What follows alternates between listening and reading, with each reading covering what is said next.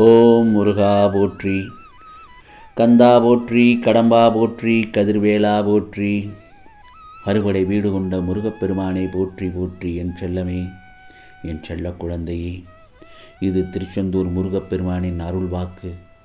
இன்று கார்த்திகை செவ்வாயில் இதை கேட்டு முடித்த 60 நிமிடத்தில் உன்னை தேடி நல்ல செய்தி வரும் என் செல்லமே. இந்த நல்லதொரு காலை பொழுதில் உன் முருகப்பெருமான் உனக்காக நல்லதொரு செய்தியை சொல்ல உன் இல்லம் தேடி வந்திருக்கிறேன். முருகா சரணம், முருகா சரணம் என்று பதிவிட்டு நான் சொல்வதை கவனமாக கேள். நிச்சயமாக உனக்கு இன்று நல்லதை நடப்பதற்கான பல நல்லதொரு நிகழ்வினை உனக்கு சொல்ல வந்திருக்கிறேன் இந்த முருகப்பெருமான். உனது வாழ்க்கையில் நிகழும் தருணங்கள் எல்லாம் வெற்றியாகவும் இருப்பதில்லை, தோல்வியாகவும் இருப்பதில்லை. வெற்றிகள் நிலைத்து இருப்பதில்லை, அதேபோல் தோல்விகளும் அப்படியே நிலைத்து இருப்பதில்லை. வெற்றி என்றும் சந்தோஷம் தரும், அதே மாதிரி தோல்விகள் கஷ்டத்தை தரும். அதுவும் நிரந்தரமாக வாழ்வில் நிகழ்வது இல்லை என் செல்லமே. வெற்றியில் ஆணவத்தை காட்டாதே, அதேபோல் தோல்வியில் விரக்தியை காட்டாதே. ஏனென்றால் இரண்டுமே வாழ்க்கை அல்ல என் செல்லமே. ஒரு சிலவற்றை ஆராய்ந்து மனதை புண்படுத்திக் கொள்வதை விட அனைத்தும் நமக்கான படிப்பினை என்று எடுத்துக்கொள், வாழ்க்கை சிறப்பாக இருக்கும். என் செல்லமே, என்னதான் உரிமையோடு நினைத்து பழகினாலும் சில நேரங்களில் நீ யாரோ நான் யாரோ என்று உணர வைத்து விடுகிறார்கள் சில முக்கியமான உறவுகள்.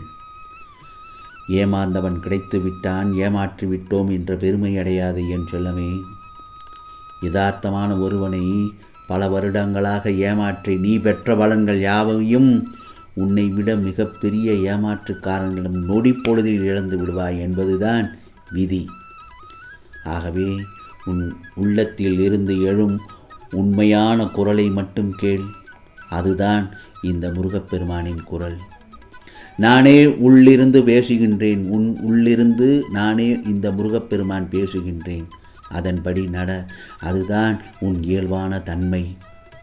அந்த மூலத்தன்மையோடு வாழ்ந்தால் வாழ்க்கை ஆனந்தமாகவும் அழகாகவும் மாறும் என் செல்லமே. என்னை மீறி யாரும் உன்னை நெருங்க முடியாது. நிச்சயமாக நீ மன நிம்மதியுடன் வாழ வேண்டுமானால் மாற்ற வேண்டியதை மாற்ற முடியாதை ஏற்றுக்கொள். ஏற்க முடியாததை நீக்கிவிடு. உன் மனதில் உள்ள தீராத காயங்களை இந்த முருகப்பெருமான் நான் அறியாமல் இல்லை. ஆனால் அதனையே எத்தனை காலம்தான் சுமந்து கொண்டு வாழ்கின்ற வாழ்க்கையை நரகமாக்கி கொள்ளப் போகிறாய் என் செல்லமே. மனதை அமைதியாக வைத்து கொள்ள பழகு. அமைதியின் போதுதான் உன் வாழ்க்கை தேடலுக்கான விடை கிடைக்கும். நிச்சயமாக என் செல்ல குழந்தையின் அன்பு உண்மையானதுதான், தூய்மையானதுதான்.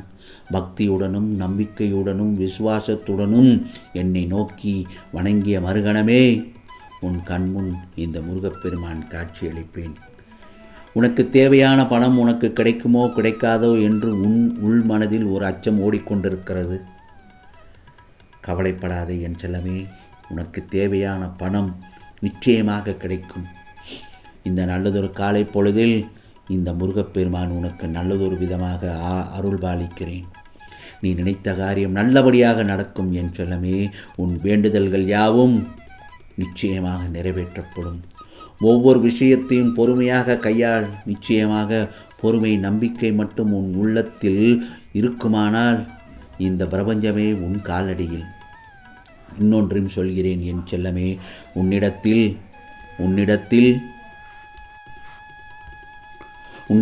உண்மை இருந்தால் இந்த முருகப்பெருமான் நானே உன்னை தேடி வருவேன்.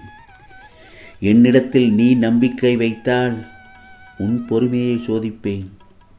உன்னுடைய எல்லா பாவங்களையும் தீர்ப்பேன். உன்னை இந்த உலகிற்கு யார் என்று உணர்த்துவேன். உனக்கு யார் என்று உணர்த்துவேன் என் செல்லமே. நிச்சயமாக கவலைப்படாதே. மனிதன் துணிகளை மாற்றிக்கொள்கிறான், வீட்டை மாற்றிக்கொள்கிறான், ஏன் சில நேரங்களில் நண்பர்களையும் மாற்றிக்கொள்கிறான். ஆனால் கவலையில் ஏன் வாழ்கிறான்? ஏனென்றால் மனிதன் அனைத்தையும் மாற்றுகின்றான், ஆனால் தன்னைத்தான் மாற்றிக்கொள்ள அவனால் முடியவில்லை. என்றோ செய்த நன்மைக்கு இன்று கிடைக்கும் பரிசுக்கு பெயர்தான் என்ன தெரியுமா? அதிர்ஷ்டம்.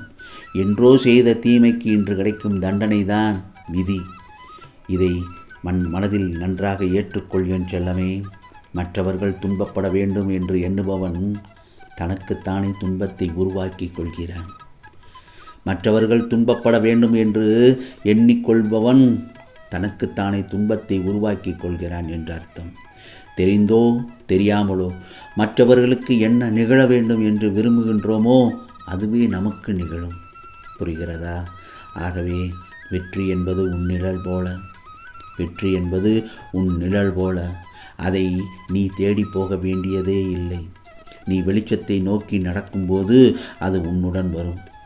என் செல்லமே, உனக்கு என்றும் வெற்றிதான் நிச்சயமாக. நமது கௌரவம், மகிழ்ச்சி, மதிப்பு, மானம், வாழ்க்கை அனைத்தும் நமது நாக்கின் நுனியில்தான் இருக்கிறது. ஆகவே பேசும்போது கவனமாக வார்த்தைகளை கையாளும்போது கவனமாக பேசு, கையாளு என் செல்லமே. இறைவன் சிலருக்கு கொடுத்து சோதிப்பான். இறைவன் சிலருக்கு கொடுத்து சோதிப்பான், சிலருக்கு பறித்து சோதிப்பான். பெற்றவர்கள் உயர்ந்தவர்களும் அல்ல, இழந்தவர்கள் அதையெல்லாம் பெற்றவர்கள் உயர்ந்தவர்களும் அல்ல, அதையெல்லாம் செல்வத்தை இழந்தவர்கள் தாழ்ந்தவர்களும் அல்ல. இந்த முருகப்பெருமானின் முன்னிலையில் அனைவரும் சோதனைக்கு உரியவர்கள்தான் என் செல்லமே. நம் வாழ்க்கை மிகவும் சிறியதுதான். நம்முடைய வாழ்க்கை மிகவும் சிறியது. எனவே முடிந்தவரை சந்தோஷமாக இருக்க கற்றுக்கொள். சந்தோஷமாக இருக்க முயற்சி செய். யாரை பற்றியும் குறை பேசாதே. அடுத்தவன் பேசும் விமர்சனங்களை கடந்து முன்னேறி சென்று கொண்டே இரு.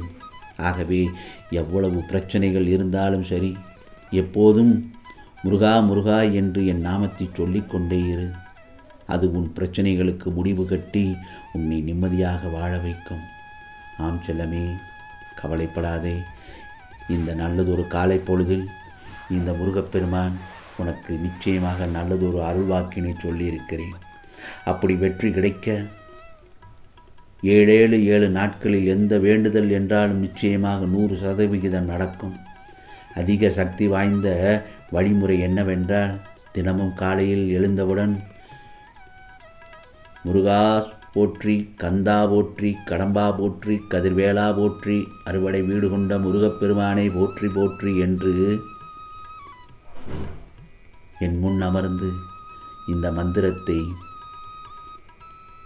3 முறை சொல்லி அந்த நாளை ஆரம்பி என் செல்லமே. நிச்சயமாக மகிழ்ச்சி, சந்தோஷம், வெற்றி அனைத்தும் உண்டாகும். இது முருகப்பெருமானின் அருள் வாக்கு, சத்திய வாக்கு. உனக்கானதெல்லாம் நிச்சயமாக நல்லது நடக்கும். நல்லது மட்டுமே நடக்கும். அதுவும் நன்மையாகவே இருக்கும். ஓம் சரவண பவ. ஓம் சரவண பவ. ஓம் சரவண பவ.